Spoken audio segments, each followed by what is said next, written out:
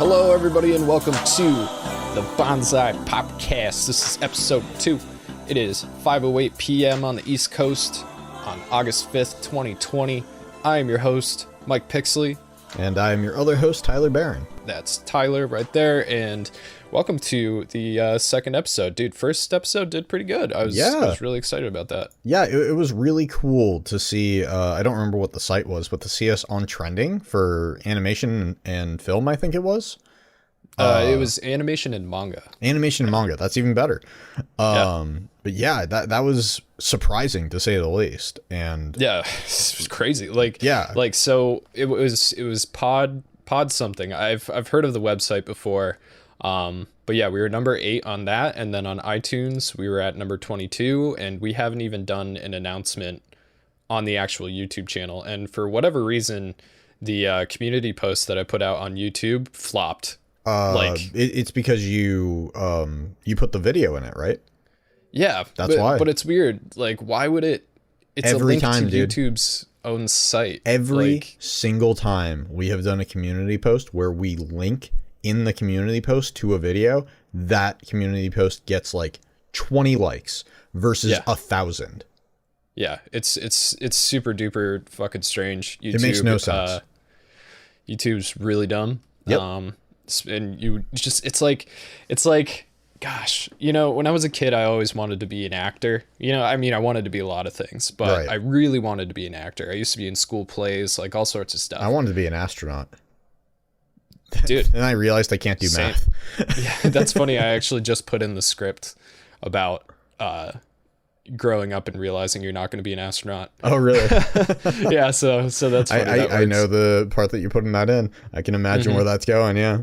Yeah, so it is Wednesday, so we're like midway through our week right now. So usually Wednesday is when I get my voiceover done for our videos. But the script is really fucking long, so we're still working on the script. I'll get the voiceover done tonight after the podcast. But yeah, it's a good script. I think this video is going to do well. I'm excited about it. Me too. Like it's definitely a return to form, which I think is being helped by the fact that Tyler writ it. Tyler writ it. You know I read it. But yeah, so it's gonna be good. I definitely needed a break from writing. So yeah, I was definitely feeling that too. That like you had been taking on the majority of writing recently, which is fine. That happens. But it's very, very good for us to switch it up. We do really well bolstering each other's weaknesses and scripts. Yeah, for sure. It's fucking. Of course. I don't know if you remember Lou. Lou is the guy who got me on Dodgers podcast. Yeah. I remember Lou. Yeah, he just fucking tweeted at us and he's like, "Are you guys on Spotify?" It's like, of course we're not on the one podcast place that we're not on Spotify. Fucking, we're working on it, like, Lou. We're trying, okay? Yeah. Put in a good word for us. We'll get there, Lou.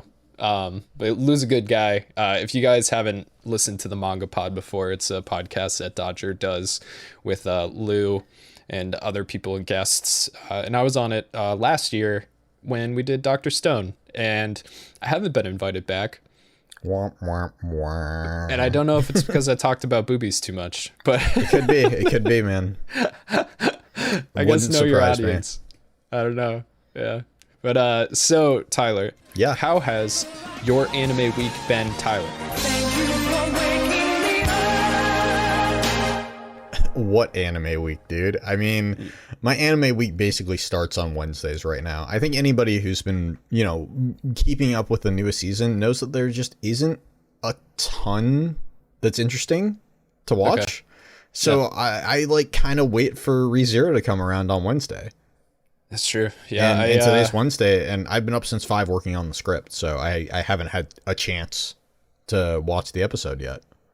Oh shit. Yeah, the season 2 has been interesting so far. So ReZero, for those of you who might not know what the anime is, it is one of our favorites by far. Oh, easily. Yeah. Like, it's the way that I always describe it is it's kind of like, it's very Dark Souls-esque in its the way that it's put out, right? So the atmosphere and everything isn't very Dark Soulsy, other than the fact that it's fantasy, but it's high fantasy instead of dark fantasy. But the way that it's like Dark Souls is that the main character Subaru, after he gets isekai'd into this new world, he has to achieve certain goals, and these goals are generally very dangerous. And when he dies, which he does a lot, he's sent back to this certain save point, and the save points are ambiguous. He doesn't know when he's going to hit one. He doesn't know what events are going to push him over into a new save point. Exactly. Yeah. So these save points kind of become like a bonfire. Obviously, he's not powered up by them. In fact, sometimes he just fucking loses his mind. Yep. But it's funny too, because like, you know, there's a couple episodes where he almost hollows, you know, for lack of. Yeah. There's especially one point where he does. Season. In the first season, he literally does. He like totally loses his gourd for like at least almost a whole episode. Yeah, and it's basically only that he dies again that he comes back from it, you know. Yeah, like I think it was the shock of that death that like brought him back to his senses. That was a rough death. I remember that one very vividly. Yeah, dude. Oh god, that show is so good. Like it is really so good. is. It's got everything going for it. Main character is very likable, very flawed. Very funny too. Like he has, you know, he goes into the world with this whole notion, like he knows what an isekai is, you know? So he's like, oh, I'm going to have these powers. I'm going to get the girl. It's going to be great. And none of that happens. You know, his starting gear is a cell phone and some instant ramen. It's good.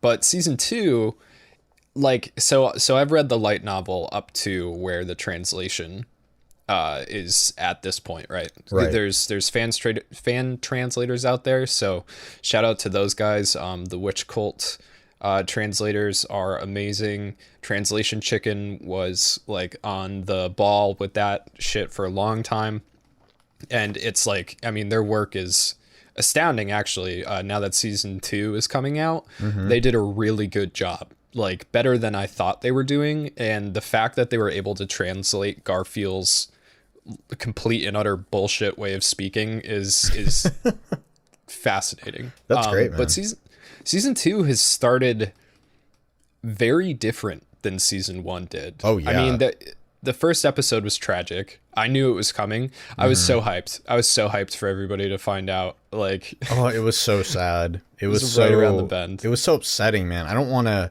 if we should be giving spoilers or anything, but yeah, it's heart-wrenching. And it's going to be like that for a long time. No. Just strap in. I'm ready. Anyway, man. I'm ready for my heart to be broken over and over. I for the record, I still don't know how that shit is resolved. Oh wow. So, yeah. But yeah, this season is going to be very interesting. I don't know if they're going to do section 4 and 5. If they do, they're going to have to cut some serious fucking corners. Because like the 4th arc is like 200 chapters long or something like that. Wow. I mean, they are steamrolling through them pretty quickly, but yeah, it's nuts. But Subaru has only died that one time so far. Yeah. So there's been like 3 or 4 episodes of kind of a lot of like setup and exposition that didn't happen in the first season. So I'm hoping that people are still enjoying it as much as they were before. Well, so as somebody who hasn't read the manga but is very interested in the anime, I definitely noticed the change, you know. Yeah. I think we're 3 episodes in right now, maybe 4 today. 4 today. Yeah. And you know, I keep waiting for something to really happen, you know, besides the twist at the first episode, and it hasn't happened yet. And that doesn't make it not interesting, because what's happening is very interesting, and it's very, you know, I feel like they're almost information dumping on the audience right now. It's like, you didn't know what the hell was going on in season 1, and it was just action, death, action, death. And now they're like, okay, let's catch you up a little bit. Let's tell you what you need to know. And then we're going to go back and hurt you. Yeah. Echidna is a very interesting character. She's going to... I kind of love her. Yeah. Well, hold your opinion of her. Like I said, she's very interesting. She's very interesting. I'm very skeptical, but so far, I'm like all about her. Oh, she's great. Yeah. Also, like, Garfield is very interesting.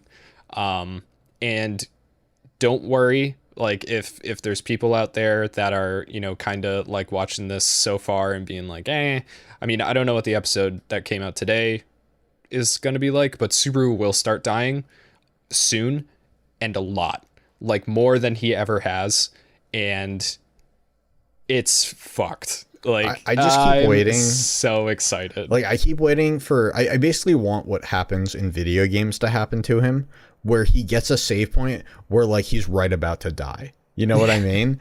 And but he doesn't have... He can't revert to a previous save, you know? Or at least if he can't do it yet, or he doesn't know how to. But I want that to happen because I think it would be funny. But I don't know how he would get out of it either. So, I don't know. That would be interesting. I can't recall if that happens or not, so I won't say either way, but I definitely agree. So ReZero, that's it. I mean, obviously we're working on the Avatar. Yeah, we're working on the Avatar script right now. Just to give a little bit of teaser for that, I finished writing it this morning at about, I don't know, 9:30 in the morning, and I was working on it last night. I probably worked on it for I don't know, 6-7 hours, like a long time for me writing a script. Mike and I are pretty quick at writing. And it's on to the 9th page. So we're looking at like a 30+ minute video.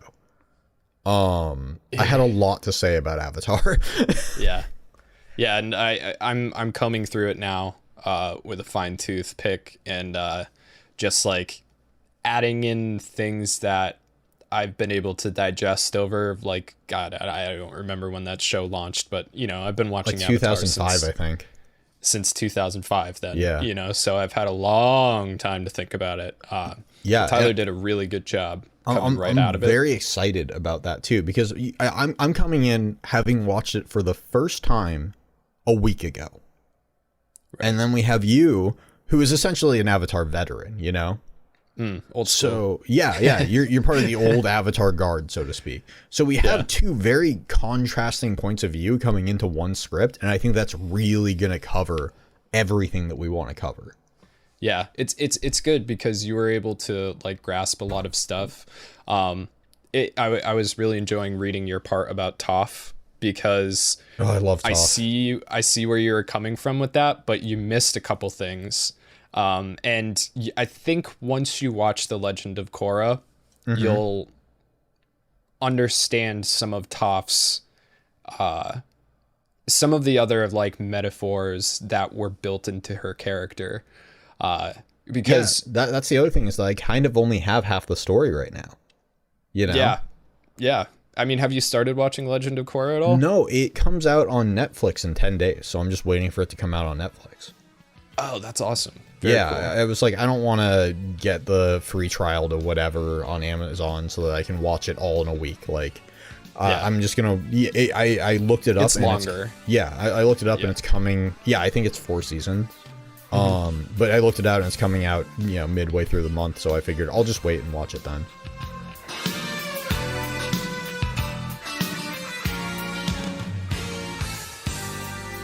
Well, speaking of Netflix, I watched... I was trying to get Devin to watch Dorohedoro.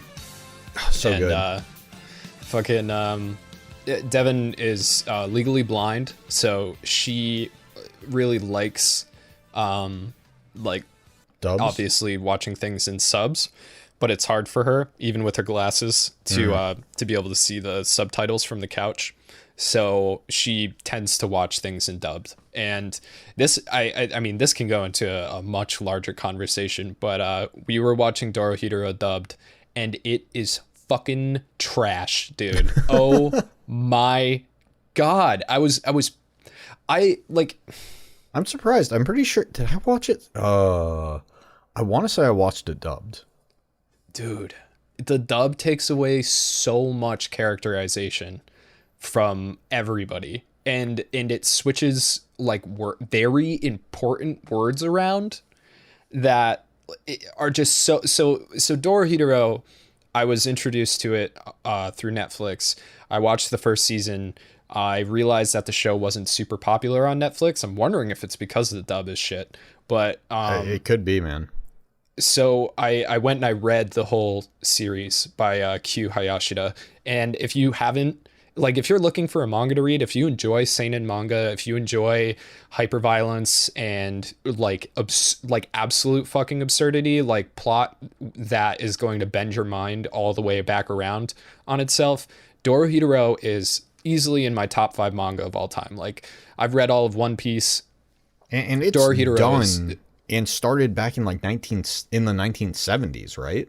The Like 90s, late 90s. Okay. Yeah. But basically, it's old and it's finished. You can go through the entire thing. Yep.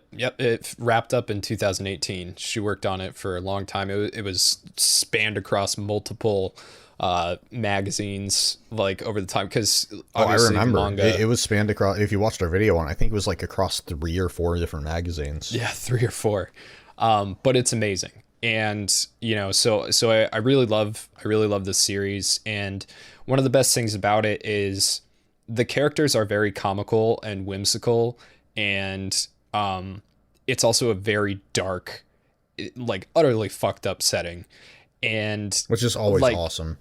Yeah, and it's so brutal, and like the characters are all kind of evil, but like evil isn't really a thing in this like world, you know. Everybody's just kind of bad, and you know, people die, and it's not like it's weird. But when I was watching the dub, first of all, like, okay, I want to be professional about this, right? Because okay, I'm scared. I like dubs. You know, there are dubs out there that I absolutely love. Rurouni Kenshin, the dub is really good. Gundam, the dub is fantastic. Dragon Ball Z, the dub is classic. Cowboy Bebop, the dub is amazing. Dragon Maid has one of the best dubs I have ever heard. They nailed every single voice perfectly. See, I haven't watched most of the new stuff. I haven't watched dubbed. If you watch Dragon Maid in Japanese, it's the same voices but in English. Oh, interesting. It's like they got almost identical voice actors but in English. It's amazing. Because I've watched it both ways. Okay. So I think I may be off on this one, but I think the guy who plays Shin in Dorohedoro is McCree. I'm not entirely sure, but I think it's the guy who plays McCree. I'd have to look that up. I don't know enough to be sure. Sounds a lot like him. I'm not going to say that for sure. Yeah, well, he does a lot. He does a lot of voice acting. I mean, he was a guy in Monster Hunter Worlds. You know, he does a lot of stuff. But the thing is right now in the dub world, like the anime dub world, it seems like most of the dubs are done by like the same 6 people. Right. And it's like when the guy who plays Goku's voice shows up, it's like, I'm fine with that because it's kind of like almost an Easter egg, you know. He never really plays a main character. I watched Butler, like Maids versus Butlers or something, some shit show. Oh my God. Only the dub was, oh dude, that show was hot. That's why. But you know, Yamcha was the main character, and again, I was fine with that. Like, these are voice actors that I like.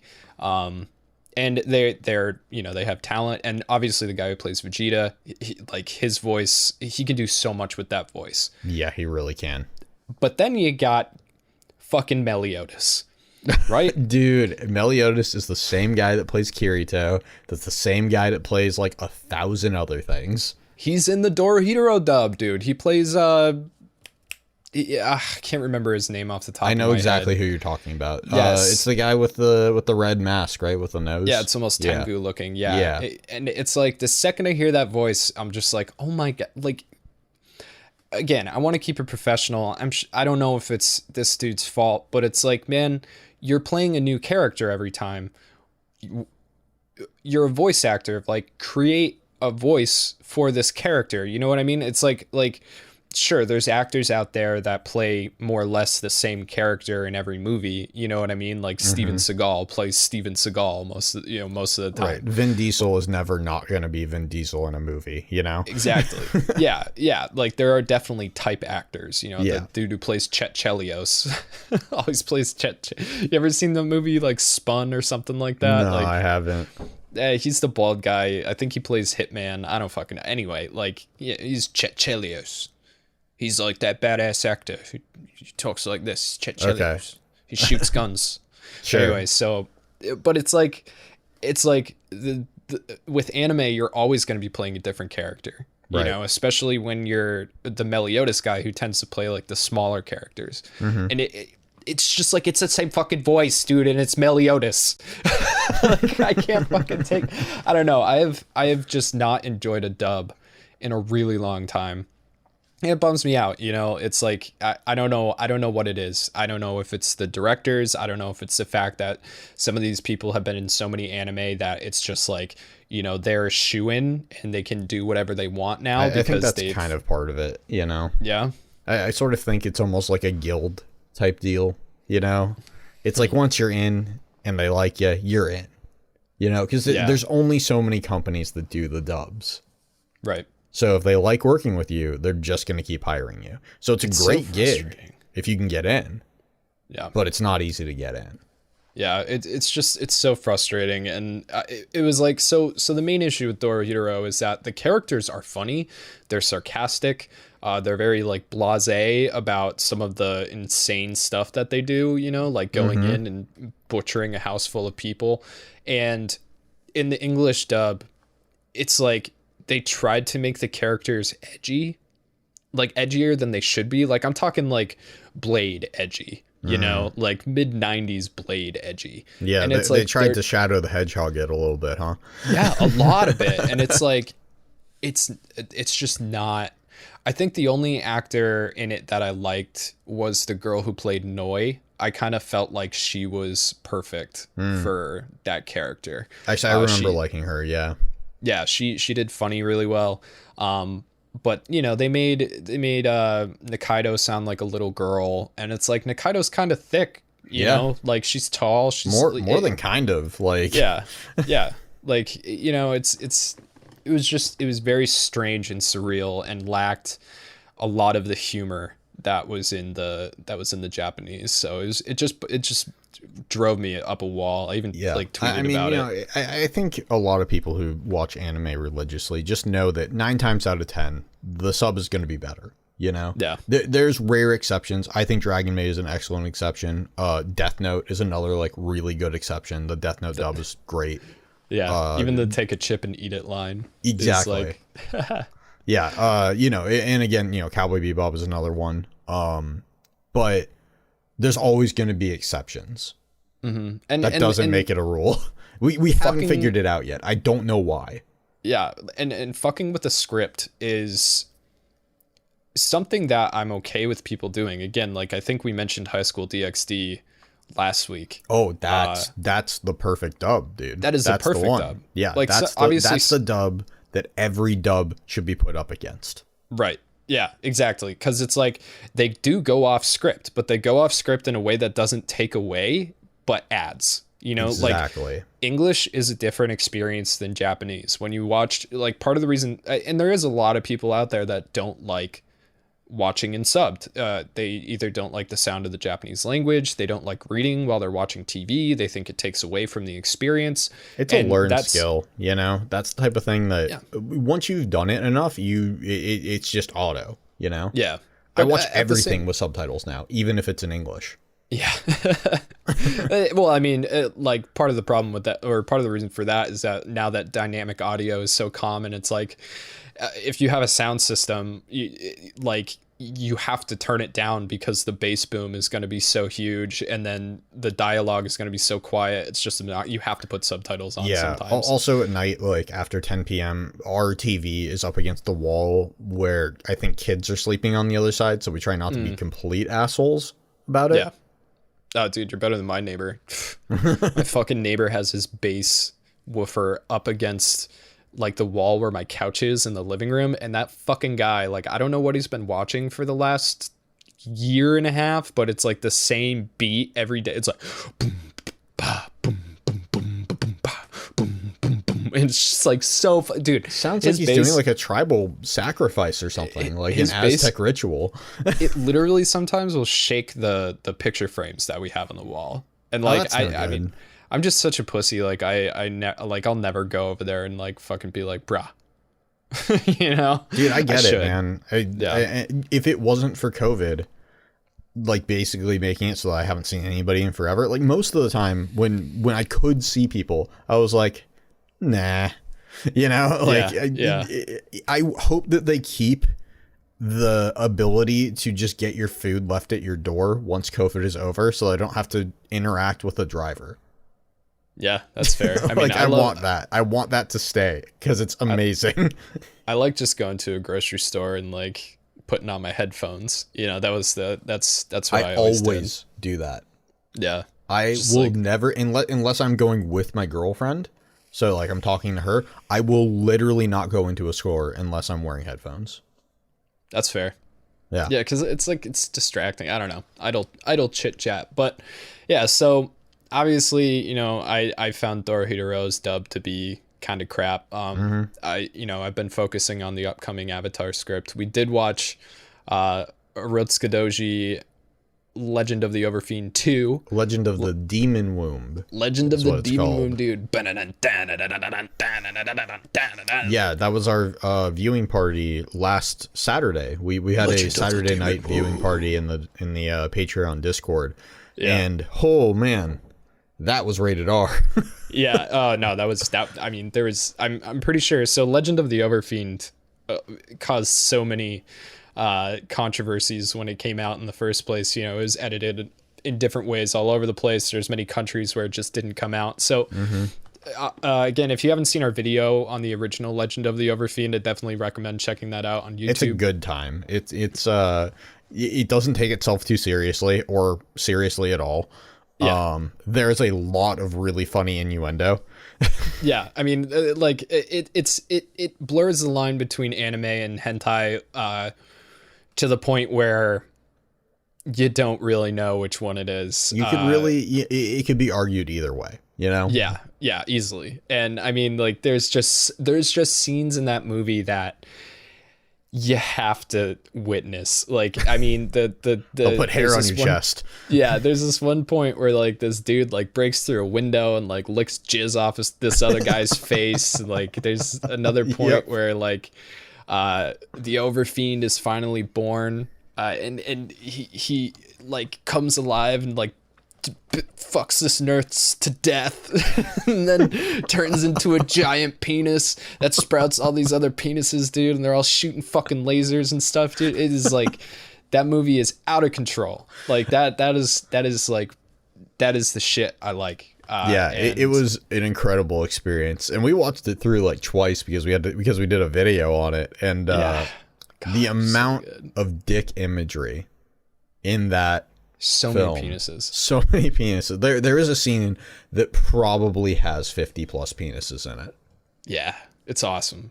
But Overfiend 2 was, I would consider it, I think we talked about it a little bit, but I would consider that one just like straight up hentai. Yeah, same. In fact, it was a little, it was weird watching it in a group. Everybody sat through it, which good on you guys in the Patreon. Like, impressive, because it was hard. Although when we watched The Last Airbender this week, we had somebody come in and just say, "Oh, nope," and then left. Yeah. So apparently it's easier to sit through Legend of the Demon Womb than it is to sit through the last Airbender movie. Legend of the Demon Womb. Dude, I want that soundtrack. The soundtrack to it is on vinyl right now if you guys are interested. Just type in Legend of the Demon Womb vinyl, and that is a cool thing to add to your vinyl collection for sure. And it's a good soundtrack. I thought Demon Hitler and his fucking machine was great. That was I forgot about that until it was like a flying saucer with like 15 ladies strapped to it, like around the edges. Just getting it's like, did you know that World War II was fueled by the female orgasm? Because I didn't. Dude, dude, the whole thing. I mean, the one thing that they like, there wasn't as many awesome scenes like the jizz licking in this one. But there was one good scene where this guy turns into a demon, and then he starts banging this one chick who's important to the plot, and his dong is 3 dongs in one that work like an engine piston. He has the triforce of all dongs. Yeah, it's like 1 2 3 1 2 3 1 2 3 1 2 3. I was like, oh man, dude, it's an experience. So we're gonna be watching the rest of those sprinkled out through over the next year, because there's 5. Yeah, we got 3 more to go, and we can't do them back to back because you need time and therapy in between. Yeah. And for the record, our Patreon is 18 plus, so it's all adults watching this crazy shit together and laughing and having a good time. But yeah, I mean, I think that was our anime week for the most part, right? The only other thing that I watch, and I'm almost sorry that I'm watching it, but I'm too far in to not at this point, is I'm still watching Sword Art Online. Oh god, Tyler. Yeah, I know, but it's just like, I got to get through it, man. I've come so far, It's true. I can't stop. I mean, that's now. Fair. How many episodes of SAO have I seen? 100? Too many? So many. And wow, the beginning of the season, not like, because they took like a year-long break or something between the beginning and or between the first part of the season and the second part. The first part was pretty good. SAO can, like, considering it's SAO, it's not amazing. You know what I mean? But it has its moments, though. It's good for SAO. And okay. I don't think, nope, never mind. I was about to say, I don't think there was any rape scenes, but there totally was. This is such a weird anime, dude. It is. But now it's just getting kind of weird, and I don't know why. It's still, like, nothing has happened yet. But the best part about the last season was that Kirito is not a character. Okay, cool.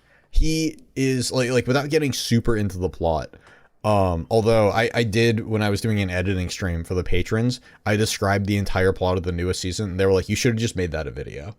Apparently the way I described it was so goddamn funny to them that we should have just made it a video. But next time. Yeah, basically Kirito is in a coma inside of a game that's not a game. So it's like a comaception. Yeah, he's basically in a coma because he has brain damage. And yeah, he's essentially comaceptioning, and he has lost his own self-image, so he basically can't react to anything. So he's just in a wheelchair and he gets wheeled around. He shows up like once every 2 episodes. So it's just like yeah, he just stares straight down. He holds on to his sword and his best friend's sword, and that's it. That's all he does, man.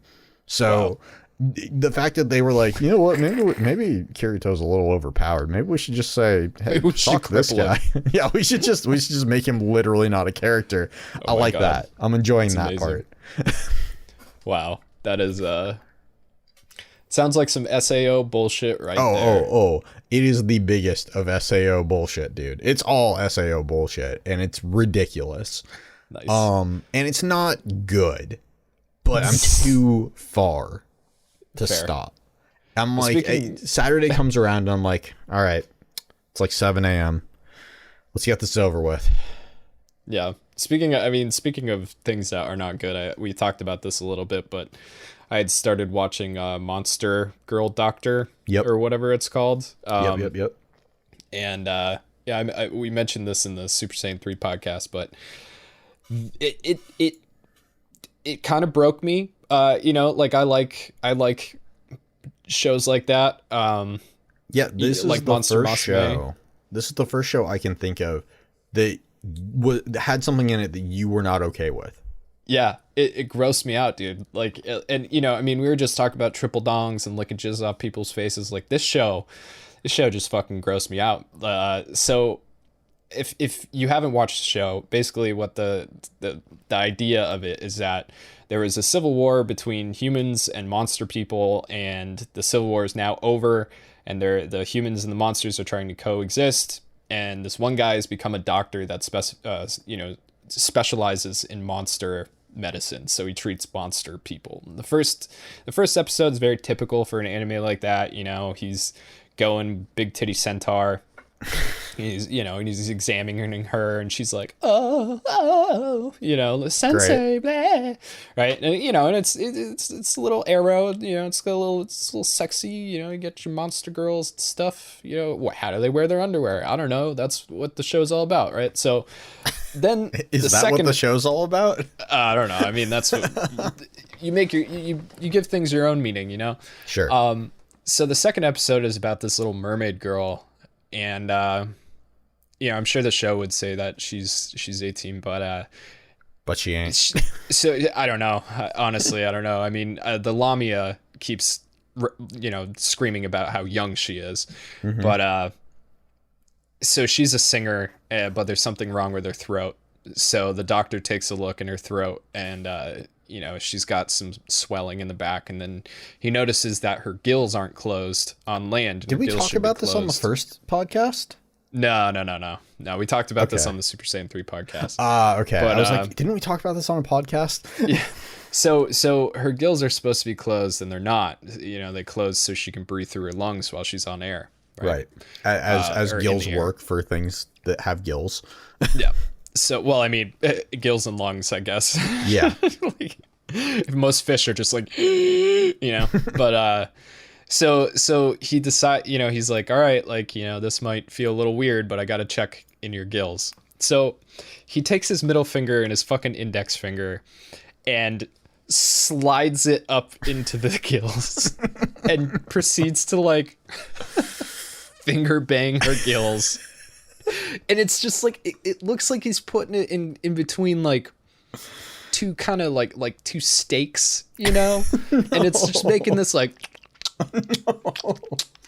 noise, and there's some mucus starts drooling out of the fucking gills, and the girl's like, oh, and then you're making me sweat, dude. He pulls his fingers out, and then opens them up, and there's that string of spit between his two fingers, and then he closes them and puts them back together, and I was like, and then just puts them back up in there, and I'm just like, you know what, man, that's fucking gross. It was suggestive beyond the point of I'm being perverted about this, where it was there's no way to say, well, God, we were subtle about it, Yeah. It was just it was so disgusting. But if you're into that, it is Monster Girl Doctor, I believe the name of the show. I just can't believe that you found something that was too much for you. And I don't know why it was. It was just I guess that's just my limit, man. Everybody has one, Yeah, I don't know. It's fucking gross. Yeah, it's so gross, man. I haven't seen it. I don't want to see it. I don't need to watch a fish get gill banged. Gill banged? Oh my god. Anime. Yeah. Japan.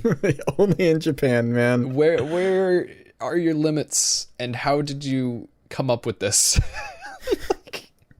Because all this stuff has to be approved. Yeah, well, somebody was like, all right, so we got a mermaid.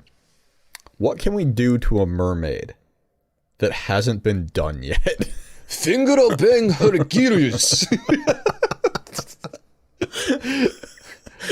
And everybody at the table was like, yep, that's it. That's what we're going to do. That's amazing. Golf claps all around. Oh my God. So I mean, for me, that's been my anime week. I haven't. The other stuff is that we had a patron send me a box filled with anime stuff. So I got a ton of new anime stuff. Yeah, I was really jealous about that LED light. Oh, the Gundam LED light, it's awesome. Oh, wasn't it Macross? Oh, was it Macross? Yeah. It was Macross, you're right. It was Macross, yeah. I was also tickled pink that you didn't know what the fuck Banana was.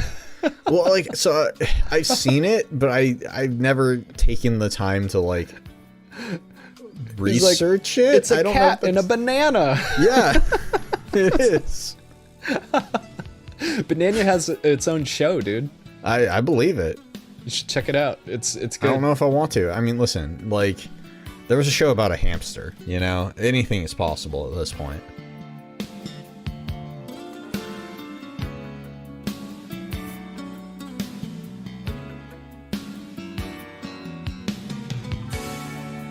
Dude, so I rewatched Naruto, The Story You Never Knew. Okay. Yeah, because I, you know, like, so we have talked so much about Tree School and FNAF that people, like, we're actually making people think that Tree School was kind of a FNAF only channel. And I realized that when we were talking to people in the Discord, and I was like, oh, fuck, you know, like, we didn't only do FNAF. Like, no, we just did so much of it so often that I think, you know, a lot of people came out with the impression that that was at the time we were working for YouTube revenue, you know, so we had to sell out. We had to make videos we didn't want to get us enough views. Like we had to make what we knew would get us enough views to make rent the next month, you know? Yeah. So what we do is we'd try to make videos that we wanted to make. They wouldn't get the kind of views that we needed right away. So eventually what would happen is we would panic. And when I say we, I mean the group as a whole. I wasn't really in charge of what we were doing at that time at all. But we would panic as a whole and put out a FNAF video and get paid, you know? I'm glad we're not doing that shit anymore. Dude, I'm so glad that we're not doing. I mean, there were times that I literally had FNAF nightmares, like, because it was on my brain so often and I hated it so much.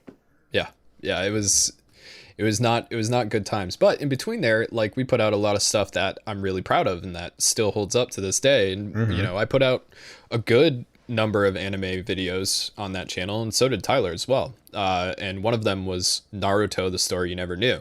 Now, obviously, it's narrated by Grant, who you might know from Bonsai Pop, who did The Story You Never Knew on Bonsai Pop, but it's all my words. I edited the entire video by myself.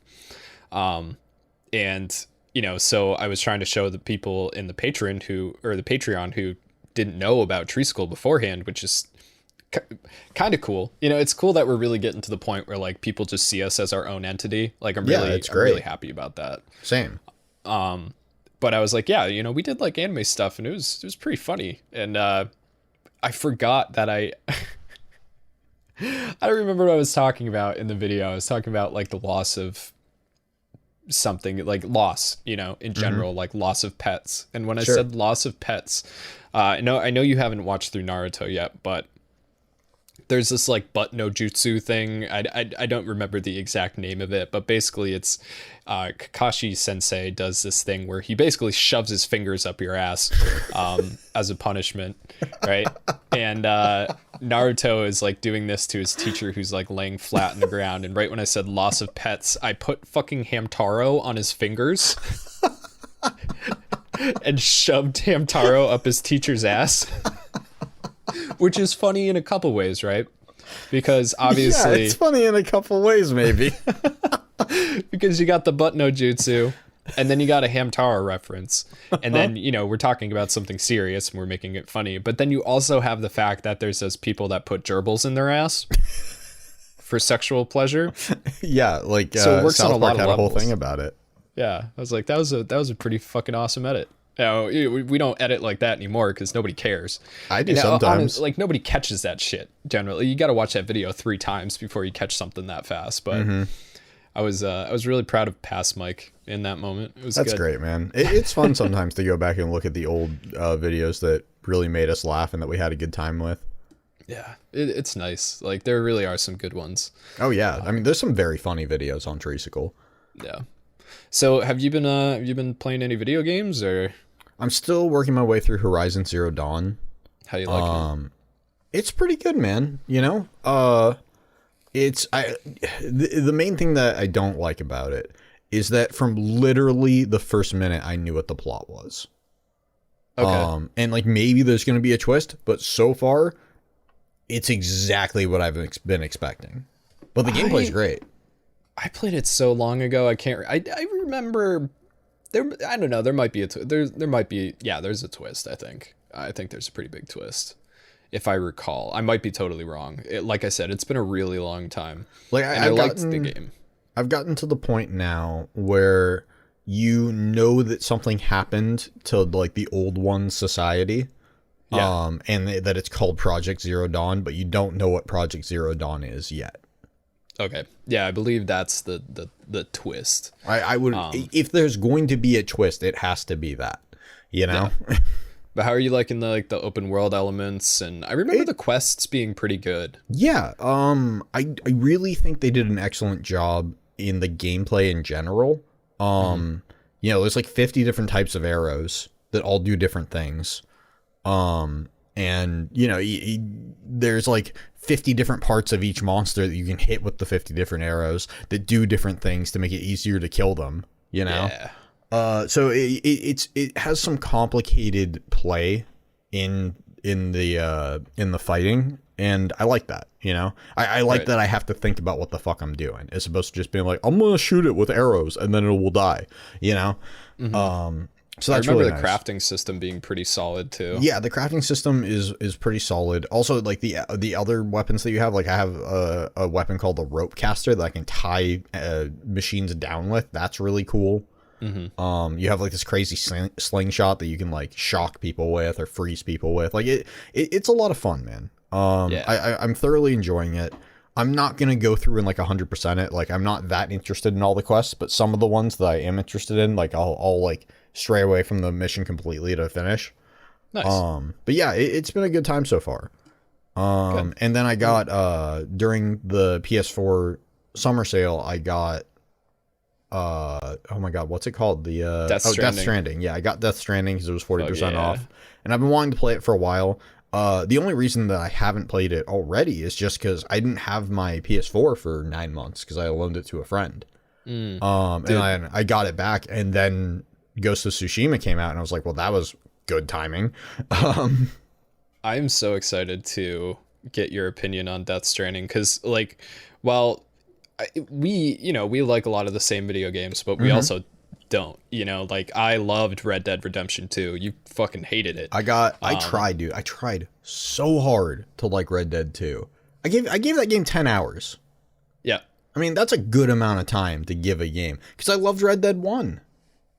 Right. Well, Red Dead 2 is much more Grand Theft Auto open, I think. Well, dude, Red Dead 2 even beats out Grand Theft Auto 5, and it's like ability to dude, I don't know. I loved that game. I loved that game so much. I mean, a lot of people really loved it, but like, God, I felt like everything that I had to do was 10 minutes of riding between shit and just watching. Yeah. Well, to me, the riding was fun because I always got, you're talking about like main missions where you're just kind of riding and talking. Yeah. There's a lot of that in Ghost of Tsushima, though. There's not a lot of that. Nearly as much, though. Like, yeah, you might be riding for like a minute, you know, and then you get attacked by Mongols or some shit. It's like, I feel like it was literally 5 to 10 minutes of just riding and talking. It bored the ever-loving fuck out of me. Yeah, it could definitely get like that. But yeah, I understand where you're coming from. Super excited to try Death Stranding, and I'm either gonna love it or I'm gonna hate it. Yeah. And I feel like that's all it is. People either love it or hate it, you know? Yeah. Yeah, like a lot of people that I didn't expect to hated it. But I loved that game, dude. Like I got so invested in the in the gameplay loop, I just like, dude, I sunk time into Death Stranding. I put all of the roads together. I like, you know, which won't mean anything to you for a long time, Right. but like I set up these like intricate zip lines, you know, throughout these mountain passes so I could like, you know, max out my efficiency at delivering things. Like it, like I don't know how to explain Death Stranding because it's two things. It's this really crazy story because it's Kojima, Right. and it's also it's like a kind of like this very complex inventory management system and scheduling system, right? Like It's kind of like a walking FedEx simulator, you know?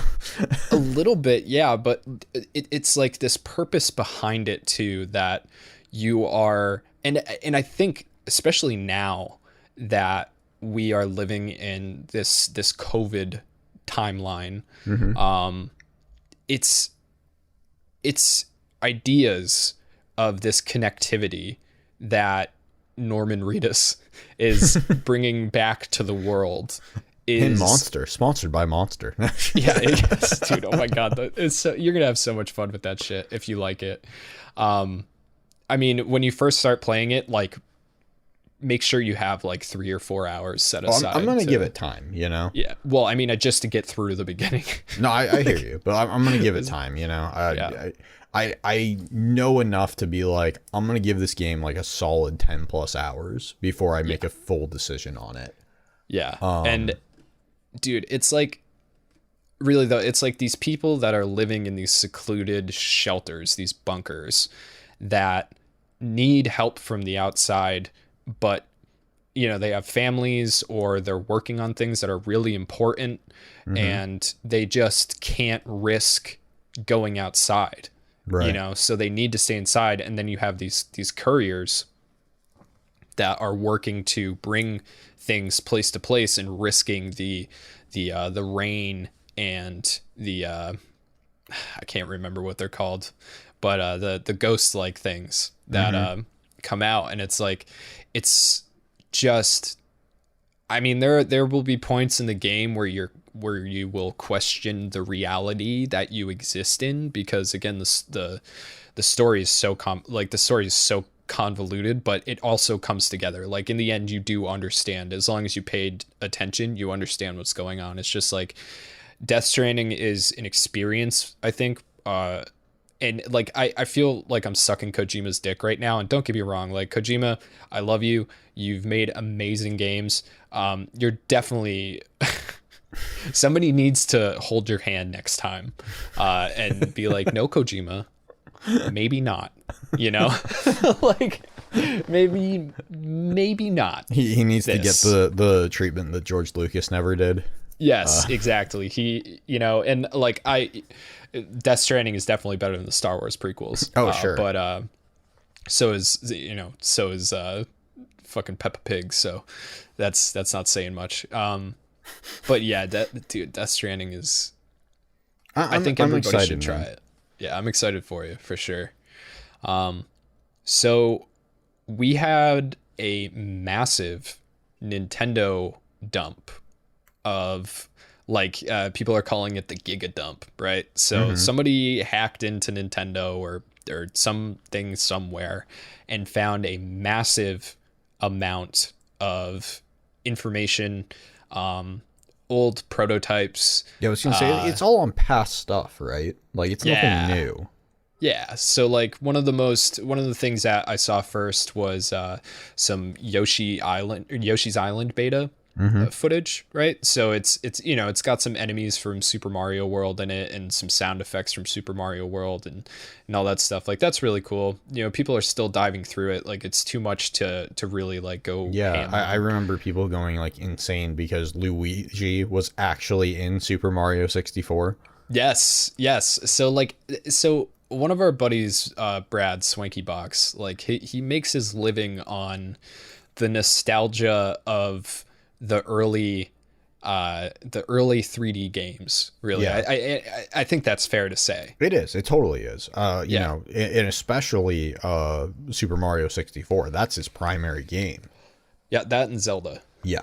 Ocarina of Time and Majora's Mask. Yep. And it's so genius because he picked on something that, or picked up on something that was never really talked about, which was like, I don't know about you, Tyler. This is actually an interesting discussion.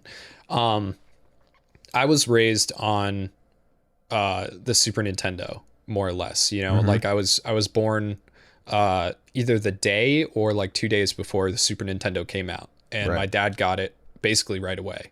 So I've never had a time where I didn't have a Super Nintendo. In fact, the Super Nintendo that my dad bought is behind me right now on the shelf. I still have it.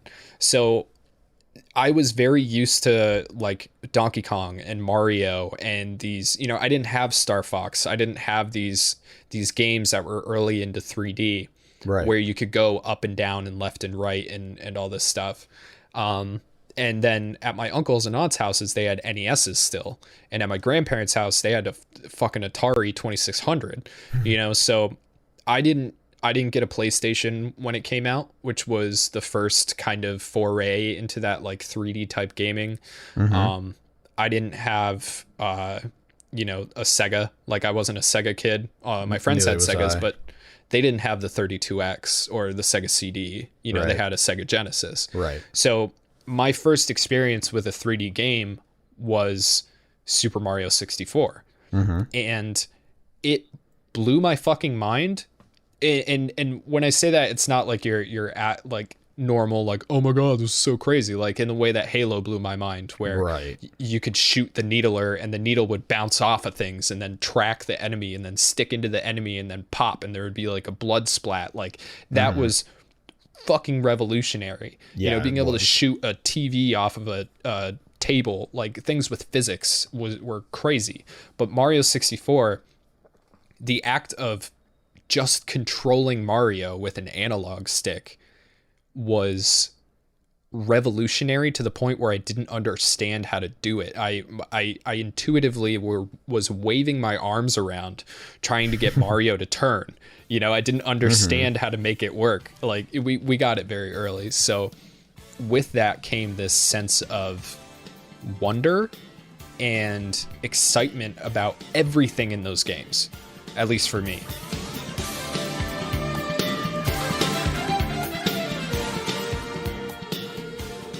Super Mario 64 is to this day one of my favorite games of all time.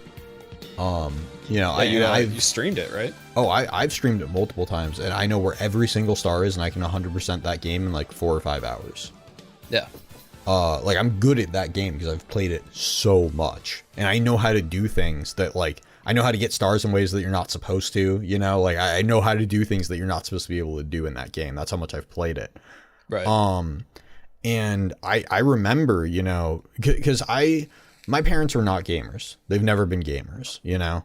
My parents, I think, when I grew up, I had an NES because my cousin gave it to my parents when he went to college or something. What'd you have for games? Like we had like the original, like I had the original like double-sided cartridge that had Mario and Duck Hunt. Duck Hunt, yeah. Yeah. And we had I'm trying to think if there was anything else that we had. That's the only thing I can remember off the top of my head. Dude, if you come over, we can actually play Duck Hunt. That's awesome. Because I have a CRT and an NES, and I have a Zapper. That's awesome, man. But yeah, so I grew up. That's super early on. But the system that really got me into gaming was the Nintendo 64. Okay. And specifically Smash Bros. On it. All right, you know, so I started playing Smash Bros. And it was all over, man. Like it was all over. So when did you get the N64 though? I'm trying to create a timeline. So you had the NES. Yeah. Throughout your childhood. Yeah, right? I had it early on, and then I mean I want to say, well, the Smash came out a couple years after the N64 dropped. Right. Well, so the Nintendo 64 came out in 1996, right? 96 or 97. Yeah, I think it was 96 because Zelda came out in 97. I want to say I got it in 98. Okay. All right. So you got it a couple years after it. I got it like launch year for Christmas. Okay. Yeah, I got it for Hanukkah. Nice. Yeah, dude. Okay. So by the time you got it, like Star Fox 64 was out, Mario 64 was obviously out. Was Super Smash Brothers your first game? Yeah, it came with the system. Okay, so I'm pretty did sure. Mario 64 come with the system? It might have been like the bundle. I think when Smash came out, they changed the bundle where there was like a special bundle where you could get both. Okay. And I'm pretty sure that's what my parents got. Awesome. So was that your first time experiencing the 3D? Yeah. Okay. All right. So what was that like? Like, what was that like for you? I remember I was scared of the chain chomp in the first level. I was like, holy shit, this thing like jumps at me. It's terrifying. Yeah, it's huge. Yeah, it's huge. It's like the biggest thing you've ever seen in a video game at that point, you know? Yeah, and especially like Mario's all tiny and like you can kind of relate to that because you're all small and this thing's like 3 or 4 times your size. It was terrifying. And it goes like, oh, you know? Yeah.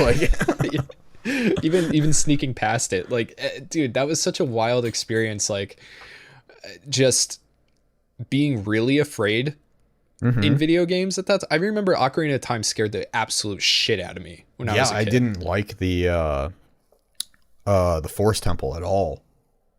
I mean, I didn't like any of it. I liked it. I liked watching my uncle play it, but it was like, the atmosphere was so lonely. There was no real direction. You know, I was a kid.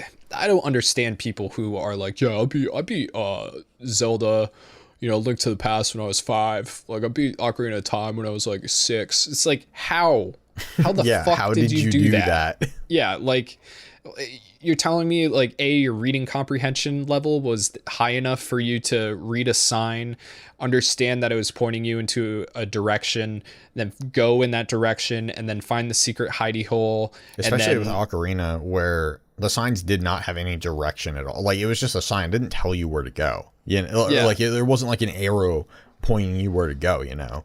Yeah, like even the introduction to the Ocarina of Time is obtuse. You know, you have to find this random fucking hole in the wall and then crawl in there and then find your sword. And then, you know, you gotta collect money to buy a shield. Like, I don't know what type of games you were playing to prepare you for that, you know, but at the time it was kind of revolutionary. Yeah, I remember hating, like, I would not go into Hyrule Fields at night because of the fucking skeleton things. I hated those things. So scary, dude. Yeah.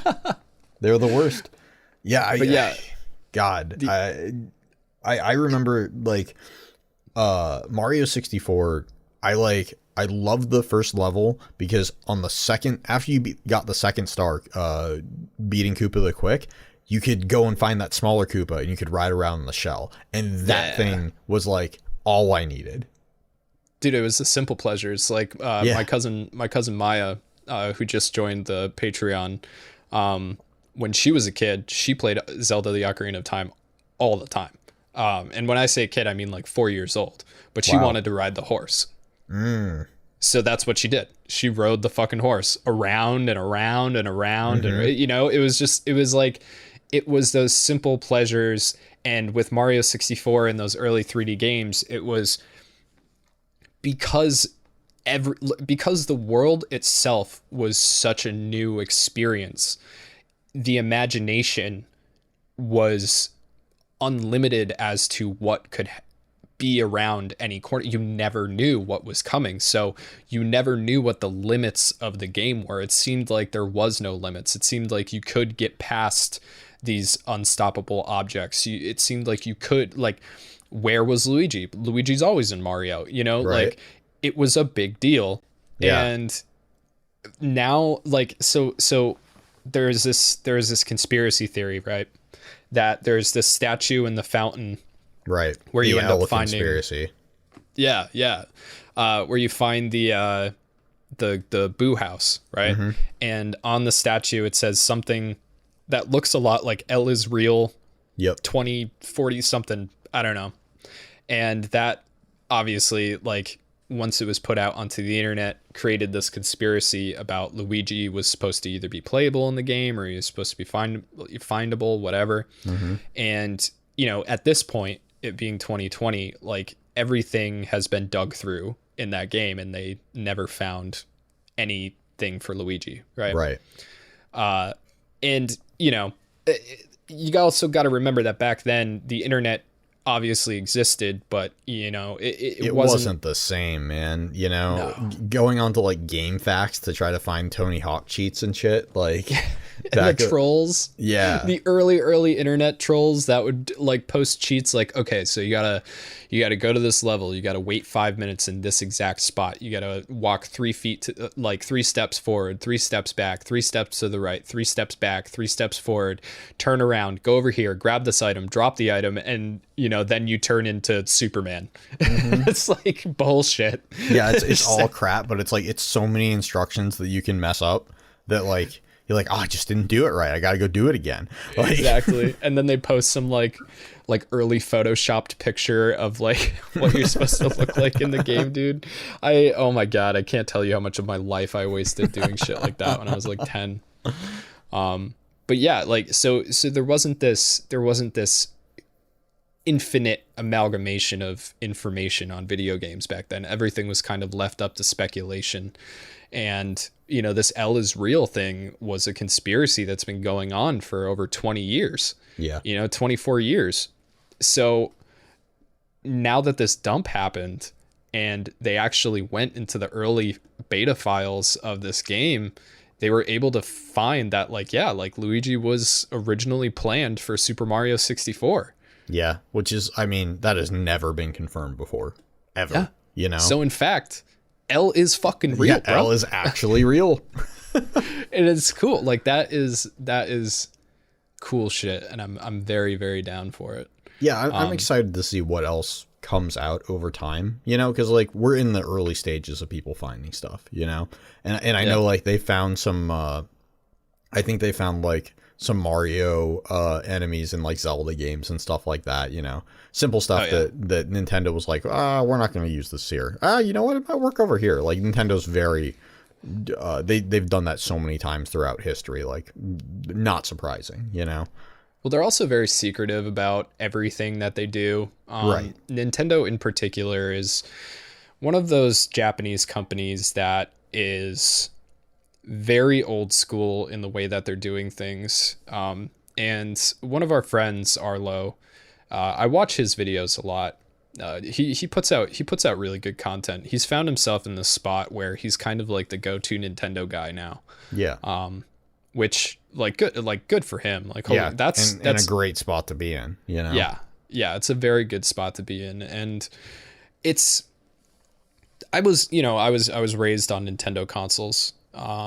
You know, Same. that's what my parents bought me. It wasn't until I was much older that I was able to, you know, get my own Xbox 360 and then pick up all the consoles that I didn't have when I was a kid. And, you know, now I have them all. But, you know, it's, we're in this interesting place with Nintendo right now. And I kind of wanted to get your opinion on it. Like, how do you feel about your Switch? I have stopped using it, basically. Okay. But it's not because I wanted to. There's just nothing on it that I want to play right now. Yes. You know, like I don't really, I've never really been a Paper Mario guy. I played the original Paper Mario and I was like, cool, it was a good game, but like it didn't interest me to play the second one or anything like that. The second one is fucking amazing, dude. Well, maybe I should check it out at some point. But yeah, just get the Dolphin emulator. Yeah, exactly. But yeah, I think the last thing that I played on my Switch was I replayed through Fire Emblem Three Houses on like the hardest difficulty or like the second hardest difficulty with permadeath on. Mm-hmm. Did you beat that way? Yeah. Yeah? Oh shit! Wow, congratulations! You are more hardcore than me. Well, there's still one more. I'm pretty sure I did it on like harder or something, but there's like maddening, and I was like, Oh, fuck that! You don't want to even try. Yeah, exactly. I was like, that would just getting through it on the second hardest was stressful. Yeah, you know? yeah. I There mean, was multiple times where I was like, I have to restart this entire fight. I can't do this. Yeah. You know? Yeah, dude. That was the way that Fire Emblem games always were until they changed it with Fire Emblem Awakening. It was like permadeath was just part of the game. So people who grew up playing those games, like, all the more power to you. You guys are badass. Well, I like playing it on the classic setting. I think it adds to the tension, but not in too much of a way. But when you get up to those really hard difficulties and you get late game, it's like, even though your guys are so strong, the enemy will one hit you. Oof. Like there are especially enemies when you get in bad there. tight matchups. Yeah. Even if you don't, sometimes like there are enemies that will one shot kill you. Yikes. Like I tried so hard in the final battle because I played through Edelgard's path, which is the hardest path also. And in the final battle, I was so close to winning without losing anybody, but I kept having to turn back time because I kept losing somebody, and I was like, fuck. And it finally was like, sorry, dude, you're going to die because I am going to beat this right now. I'm not going to restart this fight. I've come too far. You finally had to make that sacrifice. Yep. Yeah. So I'm with you on that. Like, so the Switch is, it's, for me, it's been a point of contention since it came out, right? So I was a Wii U owner. When I owned the Wii U for a long time, it was my main console, which, if you know anything about what Nintendo's been doing for the past 10 years, or at least 7 years, that was a very dark time. Like the darkest. Yeah, well, yes and no, right? So the Wii U has some really solid games on it. Pikmin 3, Mario Kart 8 was fantastic. Smash for Wii U, I loved. Much more than I like the new Smash.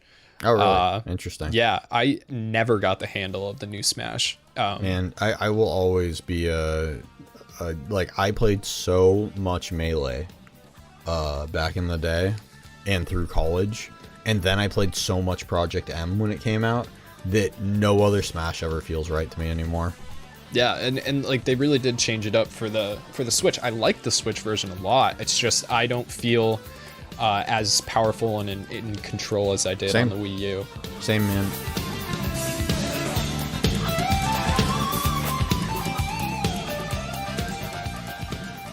So the Switch came out, right? Like, and as a Wii U owner, we waited for Zelda. You know, like, we were waiting for Zelda so hard that a whole new breed of YouTubers popped up, these Zelda theorists that like, they just talked about Breath of the Wild to the point, like, I mean, Nintendo teased that game for so fucking long that those channels started to fall apart because people just couldn't even bother to, like, wish and speculate anymore. Right. Like, we were waiting. How many videos can you make over the course of like 2 years or whatever? It was like 4 years, dude. 4 or 5 years that they were teasing Zelda Breath of the Wild. Like, and that was supposed to be, like, the reason that we got the Wii U. You know, the one thing that we could vindicate like that purchase on was going to be this Zelda game, right? And then they dropped the Switch, and they're like, Zelda's going to be on the Switch. It's going to be better on the Switch. You should get a Switch. So I got the Switch. I didn't buy Zelda for the Wii U, and I played Zelda. Zelda was great. And then there was nothing. And so I bought Blaster Master. That was a lot of fun. There was a Mario Odyssey. Well, Mario Odyssey didn't come out until Christmas time. So we're talking like June, May or June. Was it that long? Yeah. Really? Fuck. Yeah. Well, so my story with the Switch is a little different because I never bought a Switch. My Switch is my girlfriend's that we share. Oh, okay. When we moved in together, I have all 3 current systems, and I didn't buy any of them. Right, because you got the Xbox from... I got the Xbox from Microsoft. I got the PlayStation from GameStop. And then the Switch when my girlfriend and I moved in together. Right. So, Yeah, like I never bought any of the systems that I currently have. Yeah. But yeah, like it was like when the Switch came out, it was like Zelda, Blaster Master, I Am Setsuna, which I didn't like.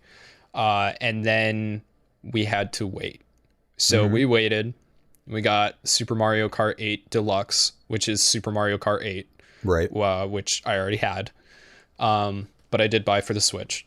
And then we got Splatoon 2, which my girlfriend and I, like, we were like semi-pro Splatoon players on the Wii U. You know, we had a team, like we did competitive, like we entered tournaments and stuff. I never played in a tournament myself, but Devin played in many.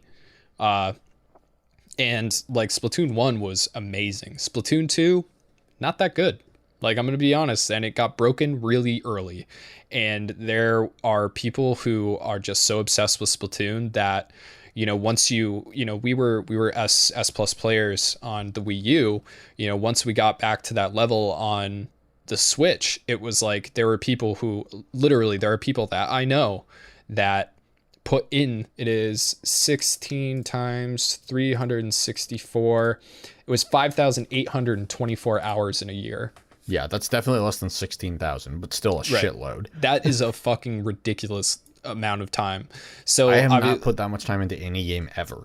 Yep. No, I haven't either. I know people have put that much time into Animal Crossing, but besides that, I think my closest might be Rocket League. I put a lot of time into. Even 5,000 hours is ridiculous. I know people have put more than that into WoW, like over the years. Not even fucking close. Never mind. Yeah. So it's like Splatoon 2 came out and then nothing. I think. And then we got Smash Brothers, I believe. No, we got Super Mario Odyssey, which was amazing. Super Mario Odyssey is like one of the best games I've ever played. Yeah, it is so good. And then nothing. Like we got a Kirby game, and here's a like a realization that I had like the other day for the first time in my life. I was like, okay, so I paid $60 for Ghost of Tsushima, which I put a lot of time into. It was just like huge open world. Like the mechanics were great. Like it had all of these options for disabilities. Easily, you know, like worth extra, the $60. Yeah, it was like that is a $60 investment that you will get your $60 out of. Yeah.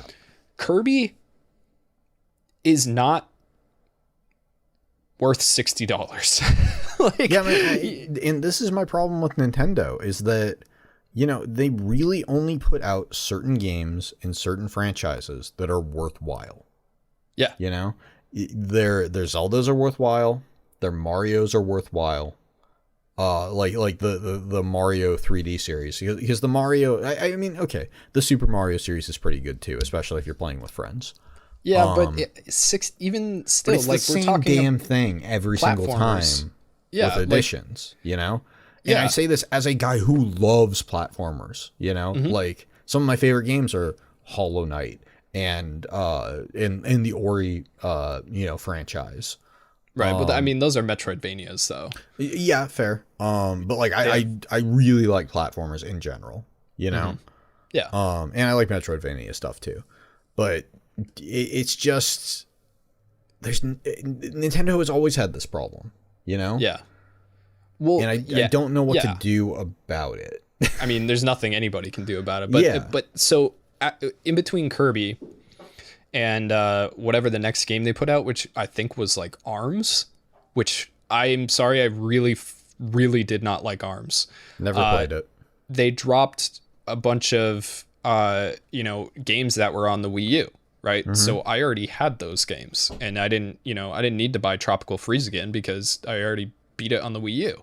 Right. So ARMS comes out, not interested. Mario Party comes out, that was fun. And then we had Pokemon, which was really good. Let's Go, Pokemon Let's Go, that was really fun. Yeah, I did get Pokemon Let's Go. And then Smash. Yep. And then Fire Emblem the next summer. Yep.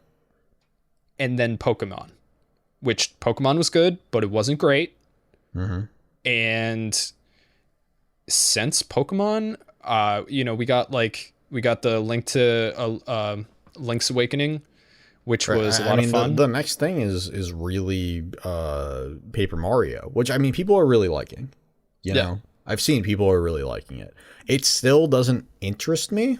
No, me either. And I love Paper Mario, but I'm just not gonna, after Sticker Star and Color Splash, I'm not gonna buy another Paper Mario game. I just don't care. You know. Yeah, and I've just never cared for the franchise that much. I'm also just like, I'm not a huge RPG guy in general, you know? Oh, see, I love RPGs. It's like my jam. I mean, I don't know. I do like it. It's hard to say because I like a lot of aspects about them. And I mean, like, I'm playing fucking, what's it called? Horizon Zero Dawn right now. Like, that's, you know, you level up, you get new items, you get new gear RPG and stuff. elements. Like, it has RPG elements. I like Fire Emblem Three Houses. That's a JRPG. Like, so it's a tactical JRPG. Yeah. Yeah. So I don't know. Like, I definitely like certain aspects to it. Yeah, but the main point is, you know, and obviously we had the Yoshi game come out, and just let me turn around for a second. Mike's looking at his wall of games. Yeah. So like, yeah, we, you know, and Yoshi's Crafted World came out, but like, I don't really like Yoshi games anymore. Unfortunately, in my humble opinion, I think they peaked at Yoshi's Island. Like, I think that was the best Yoshi game to ever come out. It came out in like 94. Yeah. You know, I've never been a Yoshi Island or a Yoshi game guy either. They just have never captured that magic again. And Yoshi's Woolly World was really good. I enjoyed that game a lot. But Crafted World looked way too similar. And again, $60 for a Yoshi game that, like, it's just, I mean, when you have PlayStation putting out Final Fantasy Remake, Red Dead, like all the games that have been coming out over the, like Ghost of Tsushima, it's like, Nintendo's got fucking nothing. They're promising us Breath of the Wild 2, no idea when that's coming out. Metroid 4, Metroid Prime 4, no idea when that's coming out. Yeah, they've been promising Metroid Prime 4 since I think 2017. It's been at least 2 years. I think I just saw recently somebody retweet it from 2017. Yeah. And it's like we have no idea what's coming for Christmas right now. We have, where's Pikmin? Where's F-Zero? Where's, you know, anything? Like, this new Star Fox game that doesn't suck. You know, like, yeah, like, I enjoyed enjoyed Zero. Zero. What I use my Switch for? When I travel, I have a lot of great indie games on it, you know? That's that's one of my favorite games. Shit, what's it called? It's the Ninja Gaiden-esque game. I can't think of what it's called. The Traveler or something like that? It is that. The Messenger, that's it. The Messenger, yeah. The Messenger is a phenomenal game. Celeste is a phenomenal game. You know, those are the types of games that I have on my Switch. Exactly. And the thing is you can get them on the PS4, you can get them on the PC. Right, you know? But I like having them on my Switch so that when I'm traveling, I have those games to play, you know? Exactly. That's what I use it for. The Switch has going for it is the fact that it is a pretty solid handheld device. And that's it. And like, obviously I like the motion, or the vibration, the 3D vibration or whatever the fuck they're calling it. I don't remember, but it's like Nintendo is kind of fucked right now. Like I'm going to be honest, like if Sony or Microsoft came out with a handheld device that is more powerful, right? Because that's one of the downfalls of the Switch, is its battery life sucks. You know, the newer models have better battery life, but the battery life fucking sucks. And the screen is only 720p. And when it's undocked, it's considerably less powerful, you know? And like, I played Dragon Quest 11, which is an amazing game, on the PlayStation 4, and I loved it. And it was gorgeous. It was beautiful. You know, like, I have a high-powered PC that can play things as literally as good as they can possibly look. And I still thought that Dragon Quest 11 looked gorgeous on the PlayStation. Then they put out a definitive version of the game for the Switch. So I stopped playing on the PS4 and I started playing on the Switch, and it looked like shit. There was pop-in, you know, there was like, like you had to wait for textures to come up sometimes, you know, and it's like, and that was playing docked. So it's like the Switch is behind graphically. It's behind power-wise. It's behind memory-wise. The games are, like, the first-party games are overly expensive for what they are. I mean, I'm sorry. Nobody should... never go on sale. No, they never go on sale. Oh, there was also Luigi's Mansion 3, which I forgot. But again, after playing Luigi's Mansion Dark Moon, I'm not interested in playing Luigi's Mansion again. And, like, I don't know. Like, I just...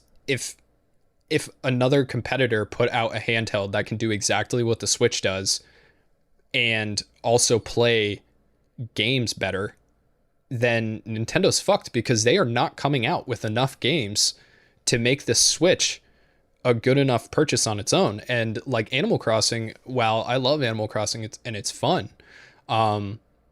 It's, you know, it didn't keep my attention long enough. I haven't played in months. Yeah, neither have I. Like, it's lacking a lot of features that were in New Leaf, and yeah, I mean, it's a pain in the ass for me, because like there are good games that are on the Switch. Like right now, I'm playing Bug Fables, which is like the Paper Mario that we all wanted and didn't get. You know, I do enjoy, like, I will buy things on the Switch just because I want to play them on handheld, and that's really what it comes down to. But if I had a better handheld system, I'd buy them on that. Well, but that's the thing though, right? Is that Nintendo has dominated the handheld market since the handheld market has existed. Like, you know, they have never had a true competitor in that sphere, and I don't think they ever will, because nobody wants to try. See, that's the thing though, is I think if Nintendo continues this, and this is a point that Arlo brought up that I thought was fascinating, is that when this COVID thing started, right, you know, all of us, anybody who has anything to do with Japan, has sat down and realized that Japan has been having a really difficult time transitioning between working at home and or working at work and working at home. There's a lot of people that don't have internet. Part of their culture, you know, right? Like, they don't have internet, they don't have computers, they don't have, you know, essential work needs. Right. But then explain this to me, right? Sony, a Japanese company, is launching a new console Christmas time, right? A brand new console. That is the biggest thing that a game company can do, is launch new hardware, right? And their showcase was game after game after game after game after game after game, dude. They have so much shit coming out. Ghost of Tsushima came out this year. They have stuff on the way.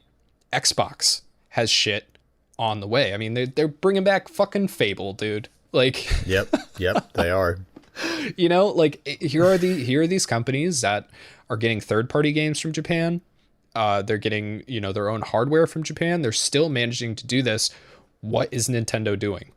It doesn't make any sense. And if they keep this shit up, people aren't going to want to sit around and wait for these Nintendo first-party games to come out on their console. Because, like, for a lot of people, you know, we have to remember that we're adults and we can buy our own shit. Right. I mean, for a lot of people, it's sort of, you choose one and that's what you get. Yeah. You know, when I was a kid, I didn't have 2 video game consoles in the same generation. Like, no fucking way. My parents weren't going to shell out that kind of money so I could sit on my ass and not go outside. Same. You know, like, so if you're a kid, I had to, when I was growing up, I had to read as much as I was playing. That's kind of interesting. So if I read for 2 hours, I could play for 2 hours. Oof. Yeah. That was the rule. Was that if I wanted to play video games, I had to read the same amount that I played. Wow. I know I had a limit on my video game time. Dude, I was a teenager. So hard. Dude, Animorphs. Oh my God. We got to talk about Animorphs next pod.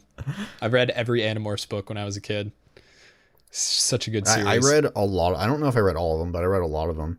That shit was brutal, dude. It was good. It was like really good. Yeah. I read that. I read what else? When I was way younger, I read the Boxcar Children. Dude, the Boxcar Children. Yeah. The 90s Hardy Boys. The Mystery of the Purple Pool. Dude. Oh my God. I did that for a book report one time, and he had to make a diorama. You remember those? Oh yeah. Yeah. So I had a shoebox, and I cut out a hole in the bottom of the shoebox that was the same size as a Tupperware and filled it with grape juice. And then Nice. I gave my presentation on the purple tool, and then drank the pool in front of everybody.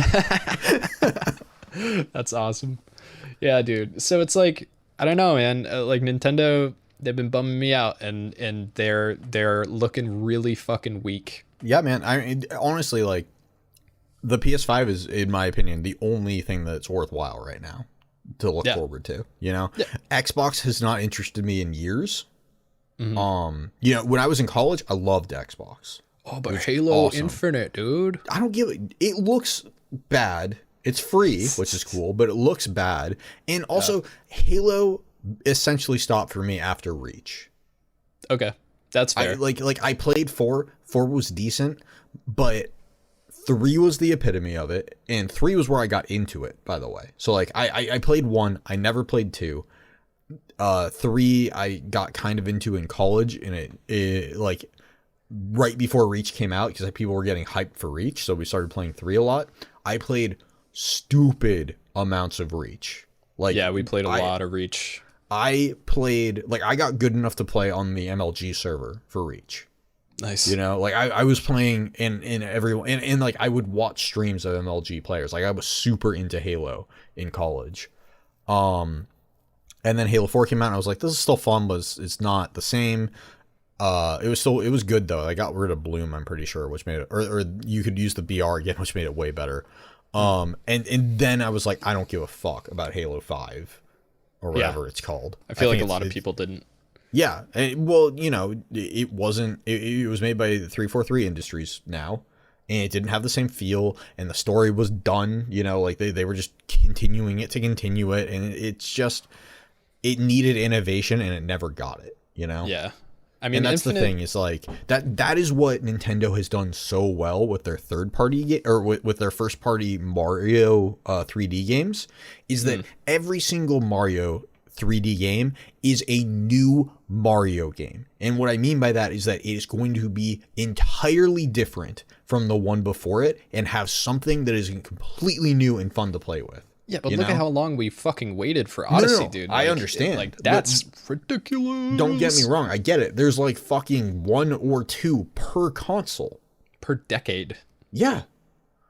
You know, it's like they figured it out with Mario 64. And, you know, I've done a lot of research because we worked on Tree School. I've done a lot of research on Miyamoto and the amount of time he put into Mario 64. The amount of time he put in just playing around as Mario to ensure that even if you were a kid, just playing as Mario, even if you couldn't do anything, you just stay outside the castle, was fun. Yeah. You know what I mean? Mm-hmm. And they have done an unbelievable job of making sure that those games continue to reinvent themselves in new and exciting ways. But you need more. Yeah. Yeah. Just throw out a sequel, man. Or put out your old games. Like, I would love to play an HD version of Sunshine. That's legit. You know, I just don't. I mean, we could sit here and talk about how like back asswards Nintendo is, you know, for years. But yeah, I just wanted to point out that, like, you know, they're looking real weak. And like, even Capcom, dude, Japanese company, new Resident Evil coming for the PS5. Like, Capcom has been killing it though. Capcom is the #1 game developer right now in my mind. I totally agree. Everything they've been putting out is fucking gold. Like, yeah, man, I totally agree. Like, I feel like, and maybe even before this, but when I really started noticing it was when Monster Hunter World came out. Yeah.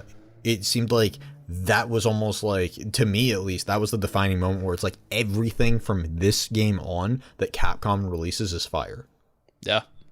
Dude, like, that, man, they just like they fucking, the Resident Evil 7, the Resident Evil remakes, Devil May Cry 5, you know, even their like little games that they've been putting out, like they're just absolutely like shredding the competition. They're the new Konami, you know. Yeah. Like they're what Konami was in the 90s, and it's like they can do anything. They can make a massive open world awesome game like Monster Hunter World, and they can also make a very structured story like Resident Evil 7 and just like a cinematic adventure like Resident Evil 3 remake.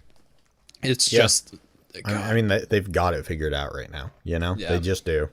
Go and Capcom. And that's what it is, you know? And Nintendo has always gone through these segments of, like, falling off, and then they've sprung back in different ways.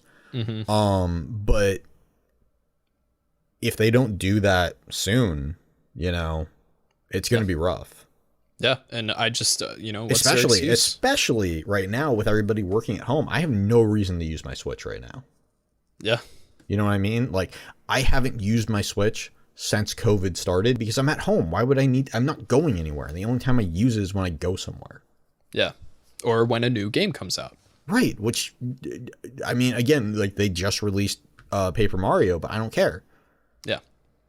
Yeah, because... And the reason that I don't care is because they didn't listen to most people when it came to what we wanted from Paper Mario. And like, there's a lot of people who are liking the game regardless. And I just don't want to support that behavior. You know what I mean? Like, and that is the best way that you can, you know, tell a video game company that you disagree with their practices, is not going online and giving them death threats or screaming about it on Twitter in your bubble. Just don't buy the game. No, you're voting with your wallet. Yeah. You know, and that's all there is to it. We should probably wrap up also because it's been almost an hour and 40 minutes. Yeah, we didn't even get to talk about the last Airbender movie, dude. We didn't even get to talk about that. I have like a ton of new figurines coming in that I wanted to talk about, but like, you know, we have more podcasts coming in. Exactly. We just ended up talking about video games for like an hour. Hey, well, that's what this is. I mean, this is an anime and video game podcast. This is what we do. Pretty much, man. Yeah. All right. Well, everybody, thank you so much for listening to our podcast, Bonsai PopCast. Brand new, looking at that #1 spot for animation and manga. I hope that you enjoyed our little get together here. Yeah, we appreciate you guys listening. Between Mike and Tyler. Yeah, and also it's just good to say that if you do want to support us, check out patreon.com/bonsaipop. We have a lot of awesome tiers on there, and we like actually interact with our community all the time, true. Daily. And in honor of that, we are going to give a shout out to our patron of the week for the podcast, who is Chaotic Evil Uncle Shljong. Thanks so much for being our patron of the week, my dude. You are the shit. And our Super Saiyan God of the week for the podcast is going to be Quinn Shelby. Quinn Shelby, thank you so much for your very generous donation to our channel and making it so that we can do things like this. Yeah, we literally awesome. Couldn't do this without you guys. Like, I know we say it so often, but it's just true. We could not do what we do without you guys. You make it possible. That's right. So, Tyler, where can they find us on Twitter? Twitter is @bonsai_pop. Same thing for Instagram. Where can they find us if they want to send us an email? It is bonsaipopteam@gmail.com. Feel free. We had somebody email us just to ask what Mike's favorite shonen were the other day. That's right. And he answered. Yep. Also, business. That's also our business email. Where can they find our main channel? That is at youtube.com/bonsaipop. That's bonsai like a tree. Yes. And if they're listening on YouTube right now, where can they find our podcast to listen on the go? I don't know. Where it's on Apple, Stitcher, Google, and Spotify in the future. Podbean. Podbean also. Pretty much anywhere you can find your favorite podcasts that isn't Spotify right now. That isn't Spotify. Are incredible anal beads when it comes to podcasts. So we have to get our shit up there before we can. We got to get like ratings and downloads and stuff. But we're coming for you, Spotify. We're fucking coming. Right. And Pandora eventually too, right? We're working on that also. Yeah, we gotta wait to hear back from Pandora. So, if you are listening on your favorite podcast app, please give us a 5-star rating. It's very important. It's more important than you think. Especially for new podcasts. And if you feel so inclined, leave a little message about what you like about the podcast. Or if you like the channel, leave a little message about what you like about the channel. This Saturday, that is going maybe even to leave be... a question, man, because we can totally answer them if they're good. That's true. Also, I'd like to shout out Bus for correcting us ever so kindly about power that we had questions about last week. Yeah. Europe and Japan run on different standard voltages, but there is no modern place that runs on DC power. I didn't know that. There was one city, but they were doing it so efficient they had to have a city block size repeater, like on every other block to keep the power up. But yeah, Europe runs on Minecraft, 220. dude. Europe runs on 220 to 240 volts AC, and Japan runs on 100 volts AC. They also use different plugs. Why do you use different plugs? AC/DC lied to me, man. That's true. But yeah, so yes, leave us the comments, leave us the 5-star reviews, and if you're on YouTube, thank you so much for watching. Tell your friends, tell your mom. Maybe don't tell your mom. Yeah. Or if you do, just have her skip over the Legend of the Demon Womb part. Nah, dude. Old ladies love tentacle porn. It's 50 Shades of Grey for them. Yeah. Right? Yeah. Yeah. They love it. They love it. All right, guys. I'm Mike. And I'm Tyler. And this has been the Bonsai PopCast. Everybody have a good week. Thanks, Goodbye. everyone.